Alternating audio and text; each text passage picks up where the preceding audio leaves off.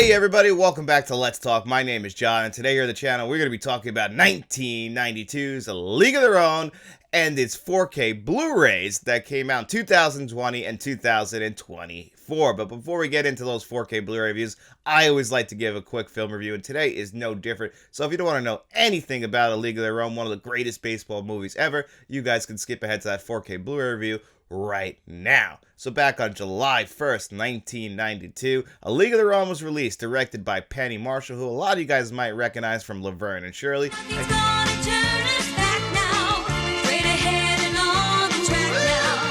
And she also directed one of my favorite films from the 1980s, a big film for me when I was growing up, 1988's Big, which also starred Tom Hanks, who is one of the main stars in this movie, along with Gina Davis and Lori Petty. Those are the big three stars in this movie, but there are plenty other great actors or just recognizable faces in supporting roles, including Penny Marshall's brother, Gary Marshall. You'll always recognize that voice, the guy who made the Harvey Bar in this movie and starts the All-American Girls Professional Baseball League. That's what this movie is about. During World War II, a lot of the baseball players had to go overseas fight in the war, and we asked the females, we asked the women of this country, not only to work in our factories and do all the jobs that we expected men to do, we also asked them to entertain people, become professional baseball players. You know, obviously at the time when this league got started, they didn't take it all that seriously. Look at the uniforms they asked these women to wear. You know, it's more about the entertainment value, even though the players take this league very, very seriously, and that's what Penny Marshall is trying to illustrate to you in this film. As we open up, we see Gina Davis and Lori Petty playing baseball in their hometown. They work on the farm.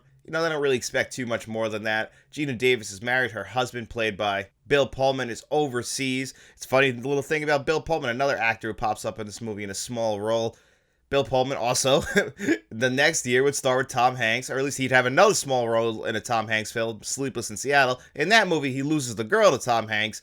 In this movie, he kind of just loses the girl for a little while to baseball. But Bill Pullman was just popping up in small roles in the early 1990s. Pretty funny. Again, Tom Hanks in another comedic role in this movie. But the two of them, Gina Davis and Lori Petty, they're playing baseball, and they get a visit from John Lovitz, who just pops up at the very beginning of this movie for just a couple of scenes. Absolutely hysterical. Some of my favorite lines come from him. You see, the train moves, not the station. I mean, all the lines he's banging out are just absolutely hysterical. They also go pick up Mila Hooch, and then they're going to head out to Wrigley Field. I believe they call Harvey Field in this movie, for the tryouts for the All-American Girls Baseball League. They're going to get separated into teams. This is where we first get introduced to other familiar faces, especially from the early 1990s, like Rosie O'Donnell. Again, another actress who appears in Sleepless in Seattle. A lot of overlap between Sleepless in Seattle and A League of Their Own. Tonally wise, too, very similar, even though this isn't really much of a romance, but, you know, just very lighthearted this movie is, and I really appreciate the film for that. Hans Zimmer does the score for this movie, too, so again, just so many great pieces to this film. Madonna pops up in this movie too, which is really funny.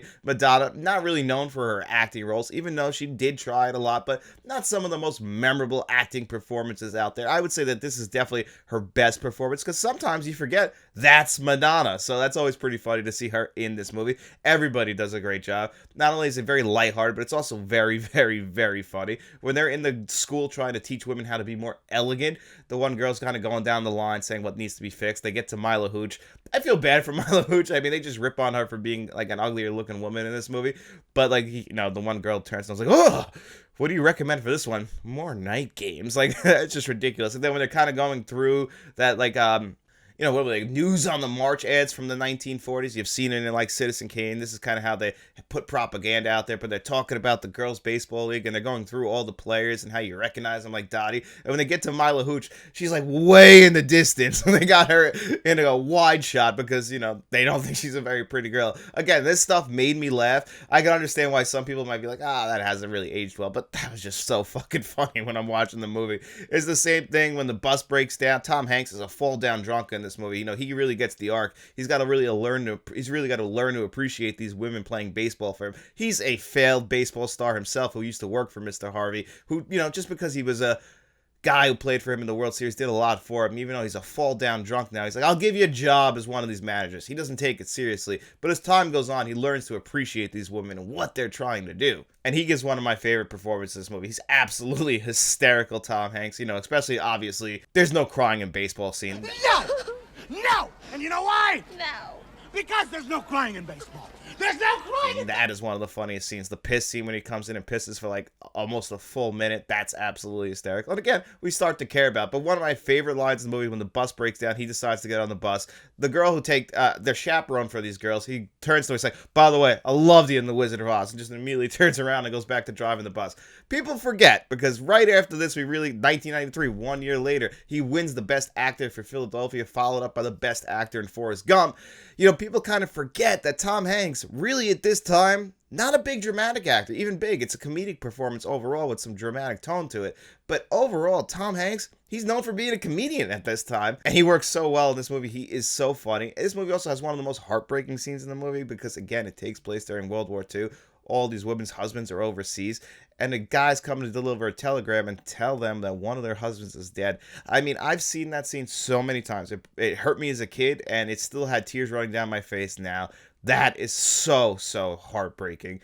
And it all just builds up to a great conclusion where we have to, have the sister relationship between Gina Davis and Lori Petty. And, it's not a simple open and shut relationship where these two love each other. No, there's a rivalry there. A sibling rivalry, something that a lot of us have experienced growing up. I know I did with my brother Ryan. This kind of felt very relatable. And the conclusion of that makes sense. And then, of course, we go forward in time and we get to see the reunion of these players and them singing the All-American Baseball League song.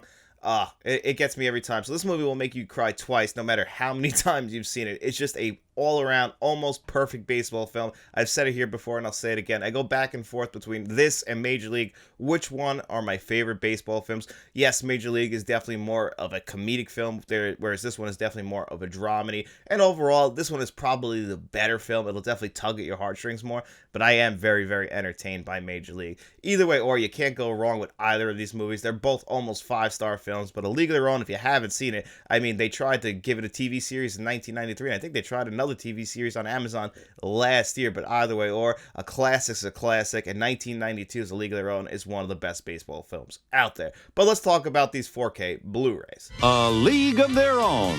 All right. God knows we have a game.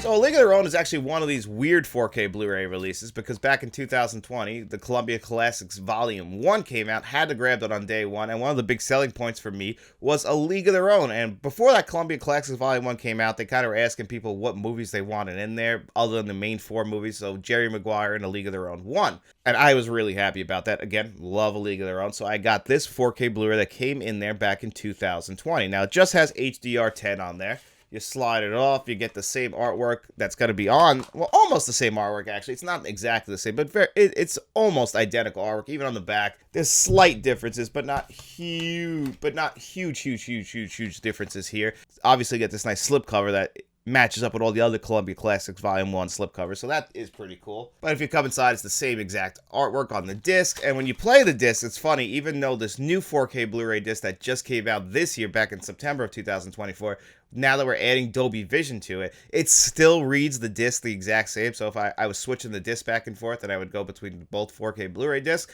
and it would just say resume playback, which means that the coding in the disc is identical. And it's the same thing with that pack-in Blu-ray. So if you have that 2020 Blu-ray, all of the extras that are on that 2020 Blu-ray will carry over to the 2024 4K Blu-ray.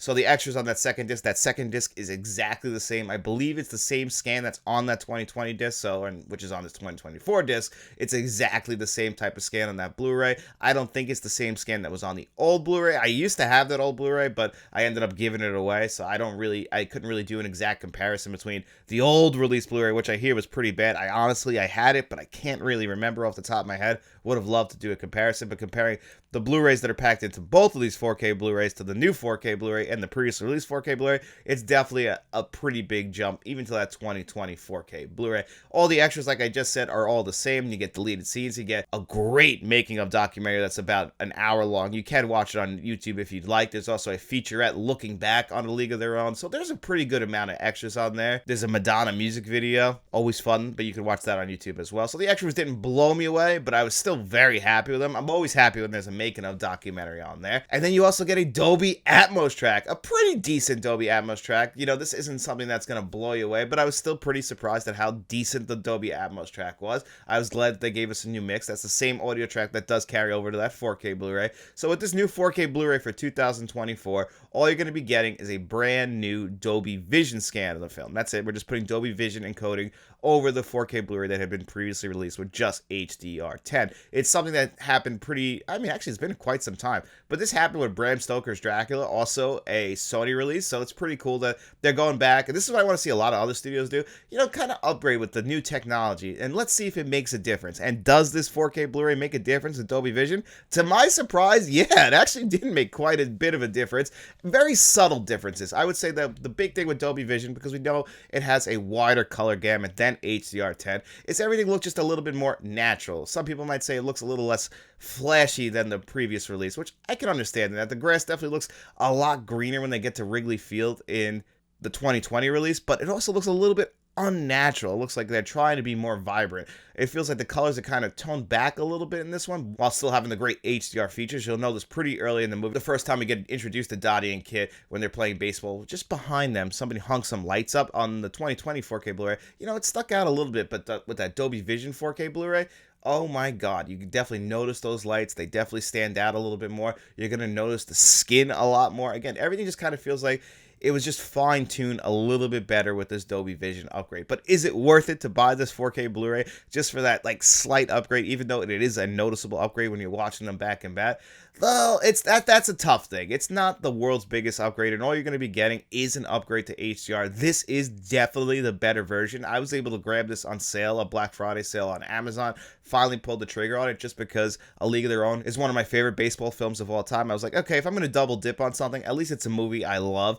And it's also a fun video to just see if there is an actual upgrade to A League of Their Own. And there is an upgrade. It's just, again, you're getting everything else that was on that previous release 4K Blu-ray. It's cool if you don't have Columbia Classics Volume 1. You could finally buy this movie on its own. I really do hate that they lock movies behind the Columbia Classics wall. Then a lot of them just come out on the Criterion Collection anyway, like Punch Drunk Love and The Last Picture Show. So it makes it a little bit harder to justify picking those up. And now you get A League of Their Own in the better version out there in the wild compared to the Columbia Classics Volume 1 version. But if you have that Columbia Classics Volume 1 version, I can't necessarily say it's worth it unless it's like 15 to 20 bucks, because you're not going to really be getting anything more than just an upgrade to those visuals. And yes, you'll notice the upgrade, but is it worth that price? Probably not. What I'm going to do is I'm going to take this Dolby Vision 4K Blu-ray, going to put it right in that Columbia Classics slipcover, put that in the Columbia Classics collection, and I'm going to give away my A League of Their Own HDR10 version to our channel producer, John Doe Juggalo.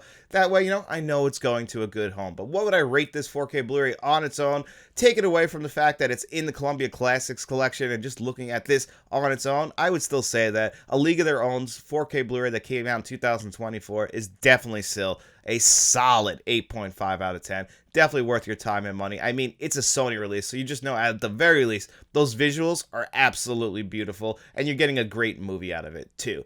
But anyway, guys, that's going to do it here for me on another episode of Let's Talk. I hope you enjoyed this video, and if you did, don't forget to like, share, and subscribe. And we have channel memberships, so if you want to become a friend to the channel, a producer for the channel, like John Doe Juggalo and Jed Eckert, you could do that. Or you could even become a channel director, like Frank from Frank's Media Reviews and Mr. Smelly Potato. But if you got no money to throw away, guys, don't worry about it at all. We just hope you enjoyed the video. And if you did, get out in those streets, tell your friends about us, and then we'll be seeing you around.